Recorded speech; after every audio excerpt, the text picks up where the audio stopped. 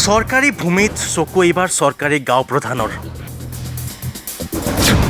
কোন এইজন হৰিলাল দাস।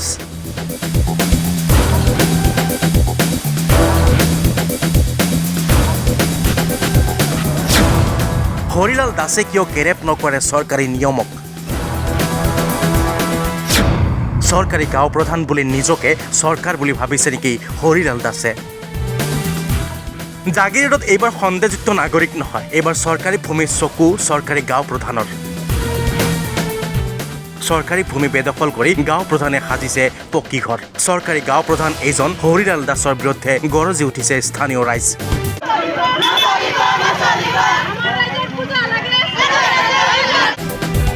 এগৰাকী চৰকাৰী গাঁও প্ৰধানৰ কৰ্মকাণ্ডই জোকাৰিছে জাগিৰোডৰ শান্তিনগৰ অঞ্চল। নিজৰ মাটিৰ লগতে থকা চৰকাৰী ভূমি বেদখলেৰে গাঁও প্ৰধান হৰিলাল দাসে সাজিছে পকী ঘৰ।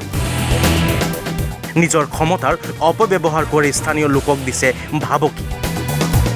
ইতিমধ্যে স্থানীয় লোকে তৰিছে গোচৰ। ক্ষমতাৰ ৰাগিত মাতাল এগৰাকী চৰকাৰী প্ৰধান হৰিলাল দাসে গ্ৰেপ নকৰে স্থানীয় লোক বা আৰক্ষী প্ৰশাসনকো। অঞ্চলটোত দুৰ্গা পূজা অনুষ্ঠিত হৈ অহা ভূমি বেদখল কৰি নিৰ্বিঘ্নে চলাই গৈছে নিৰ্মাণ কাৰ্য। গুৰু গোসাঁই নমনা এগৰাকী চৰকাৰী গাঁও প্ৰধানৰ বিৰুদ্ধে ওলাই আহিছে অঞ্চলটোৰ পুৰুষ মহিলা। গাঁও প্ৰধান হৰিলাল দাসৰ মৈমতালিৰ বিৰুদ্ধে ওলাই আহিছে স্থানীয় ৰাইজ। অতি শীঘ্ৰে বিষয়টো তদন্ত কৰি চৰকাৰী ভূমি বেদখলমুক্ত কৰাৰ লগতে দুৰ্নীতি আৰু অনিয়মেৰ সম্পত্তিৰ পাহাৰ গঢ়া গাঁও প্ৰধান হৰিলাল দাসক বৰখাস্ত কৰাৰ দাবী তুলিছে গাঁৱৰ ৰাইজে। মন্তব্য শুনক। গাঁও প্ৰধান হৈ আমাৰ ৰাইজৰ কাৰণে এনেকুৱা এটা ক্ষতি সি কৰি আছে, এইখিনি ক্ষতি আমি চিন্তা কৰি আছো। আমাৰ চৰকাৰৰ ফালৰ পৰাই হওক, য'ৰ ফালৰ পৰাই হওক, আমাৰ চৰকাৰে এই বস্তুখিনি আমাক ৰাইজক সমজাই দিব লাগে। আমি ৰাইজে ইয়াত পাব লাগে। আৰু এই পূজা যিখিনি স্থলীত আমি কৰিছোঁ, ইয়াত আমাৰ মন্ত্ৰীয়েও জানে, আমাৰ গোটেই জাগিৰোডবাসী নহয়, গোটেই আমাৰ অসমতে গম পাই গৈছে যে শান্তিনগৰ দুৰ্গা পূজা কমিটি এখন আছে বা তাত দুৰ্গা পূজা হৈ আছে। সেই সম্পত্তিখিনি আমি অতি সোনকালে পাব লাগে। ইয়াত গাঁওবুঢ়াই কি নিজৰ স্বাৰ্থ এৰি দি ৰাইজৰ স্বাৰ্থৰ কাৰণে অলপ হ'লেওতো নিজে গাঁওবুঢ়াই এটা চিন্তা কৰি, তাৰ নেক্সট জেনেৰেশ্যন আছে, তাৰ ল'ৰা ছোৱালী আছে, ইয়াত আমিতো কোনেও নিজে অকলশৰীয়াৰ কাৰণে চিন্তা কৰা নাই। আমি ৰাইজৰ কাৰণে চিন্তা কৰিছোঁ। সি য'তে যি কৰিছে, চৰকাৰী মাটি সি দখল কৰিছে, আমাৰ পূজাখিনিতো কমচে কম শেষ কৰি দিব লাগে। যিখিনি জেগাত পূজা কৰি আছিলোঁ সেইখিনি মাটিত চৰকাৰী মাটি হয়। তেওঁ কি কৰিছে, চৰকাৰী মাটি লৈ তেওঁ বেৰ মাৰিছে, জেওনা মাৰিছে, মাৰি ঘৰো বনাই আছে হৰিলাল দাস গাঁওবুঢ়াই।